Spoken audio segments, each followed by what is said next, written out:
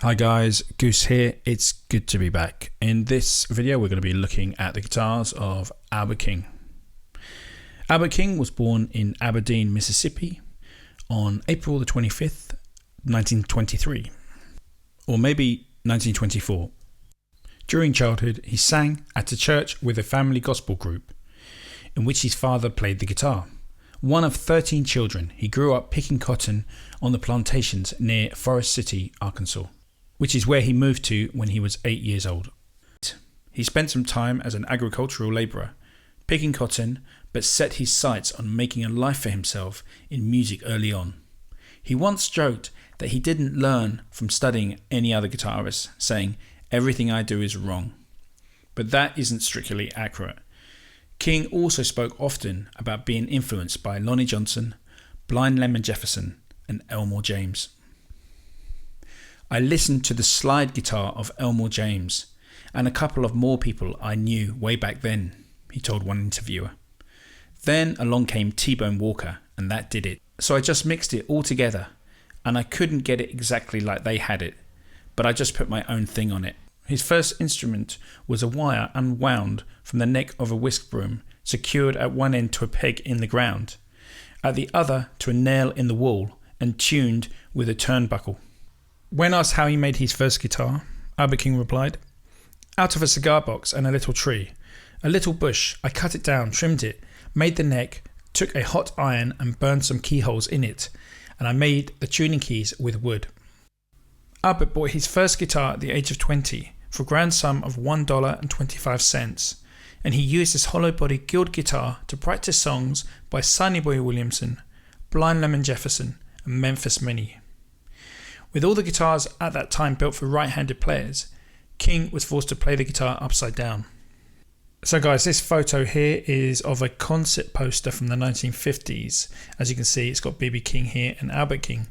Now in this photo he looks like he's playing some kind of arch top acoustic guitar, quite possibly maybe a cheaper model like a Regal or something. But if you guys think it's something else, please let me know. This photo here is from the late 1950s. And it shows Albert King with drummer Fred Bellow. As you can see here, Albert is playing a Gibson Melody Maker upside down. Now, according to the Stax Museum, this is one of Albert King's early guitars. And as you can see here from the name, it's called a Werco. And these were available in the Sears catalogues. Now, some are stating that this is his first guitar, but I don't believe that to be the case, as these were not made until well after Albert King picked up the guitar. This guitar features a rosewood neck, an adjustable bridge, 2 single coil pickups, a tremolo, and 2 volumes and 1 tone knob. Let's talk about Albert King's tuning on his guitar. It's not exactly known 100% how he tuned his guitar, although according to Dan Erlewine, the luthier who built King's Flying V Lucy, apparently Albert tuned all of his strings down a whole step. He then tuned his low E and A strings down a further whole step. So his guitar was actually tuned to C, F, C, F, A, D. Obviously, this would facilitate in the ease of string bending. Albert started his professional career as a musician in Osceola, Arkansas, with the Groove Boys, as a member of the house band at the infamous T99 Club, which boasted regular visits by B.B. King and Johnny Ace. This is a photo of Albert King with baby sister and Louise Reeder outside of the club T99 in 1953. He was known around the town as Big Albert. After 2 years he travelled north to Chicago looking for a recording contract, not unlike Elmore James, Muddy Waters and Willie Dixon. Despite working with Dixon in the studio, his first record, Be Your Merry Way, was a commercial dud. He went back to Osceola for another 2 years before moving to St. Louis.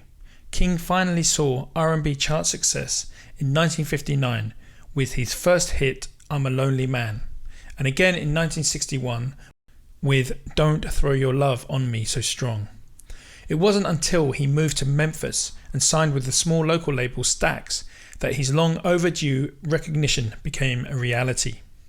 When Albert was asked in an interview when did he start using the Flying V, Albert replied, Oh man, way back around 1958.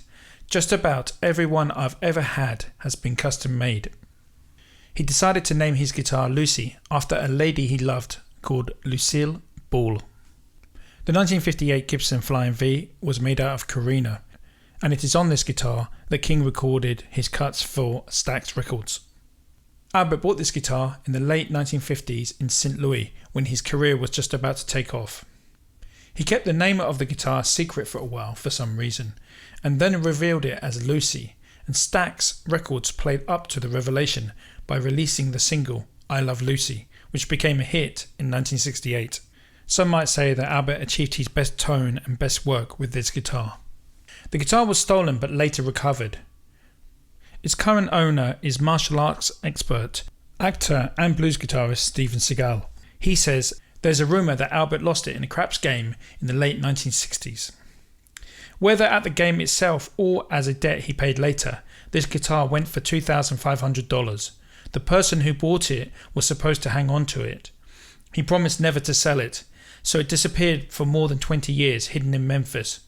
But I knew who had it and found him. I've kept it quiet for many years, not many have seen it.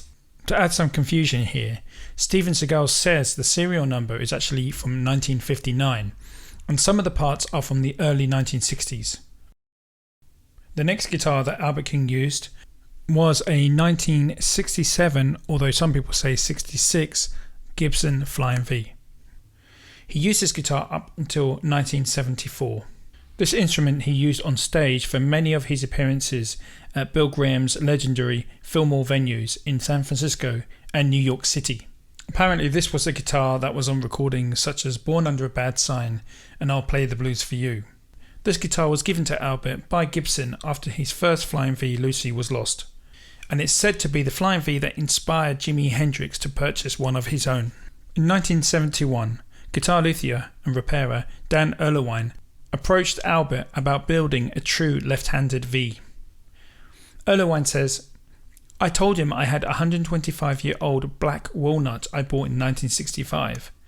He came to my shop the next day to have me measure the original Lucy, his 1959 Gibson Flying V. Albert asked Erlewine to have his name inlaid in the fretboard. He also wanted Lucy inlaid on the peghead.